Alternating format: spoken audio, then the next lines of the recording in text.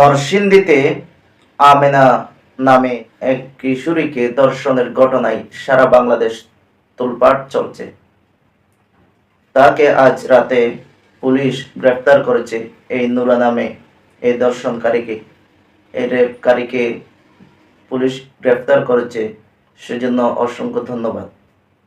এবং এভাবে যারা ঘটনাগুলো ঘটাচ্ছে, এরকম ন্যাক্কারজনক ঘটনাগুলো, তাদেরকে শাস্তির আওতায় এনে দ্রুত বিচারের মুখোমুখি করার জন্য সরকারকে অনুরোধ জানাচ্ছি।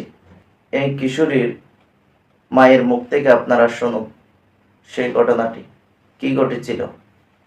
ফুলাগুলো খুব ভয়, আমরা মাইয়া চড়াইতে গেছি। আপনাদেরকে কি সবসময় ডিস্টার্ব করতো? আমার ঘরে আয়া ডিস্টার্ব করতো, আমার যে হোসেন বাজার যাইতে না, আমার যে নুরে আয়া ডিস্টার্ব করে হোসেন বাজার নিয়ে তো 11টা 12টা একটা বাজানে দিয়ে দিত, জোর করে নিয়ে যেত। জোর করে নিয়ে দিত। বাবার কুল থেকে কেড়ে নিয়ে মেয়েকে গণধর্ষণ করে হত্যার ঘটনায় কেঁপে উঠল গোটা দেশ।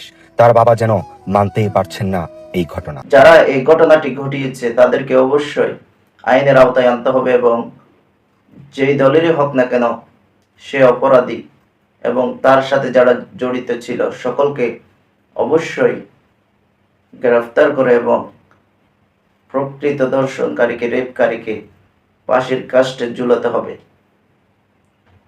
সারা বাংলাদেশ এই বিষয়টি নিয়ে তোলপাড় চলছে। আমরা মানুষ কবে হব? আমরা আজ জাতি হিসেবে লজ্জিত। সকলের ভিডিওটি প্রতিবাদের অংশ হিসেবে এবং সারা দেশে এরকম ঘটনা আর না ঘটে সেজন্য ভিডিওটি শেয়ার করে দেবেন। সকলেই প্রতিবাদ করুন এই সমস্ত ন্যাক্কারজনক ঘটনা যাতে আর না ঘটে এই বাংলার জমিনে।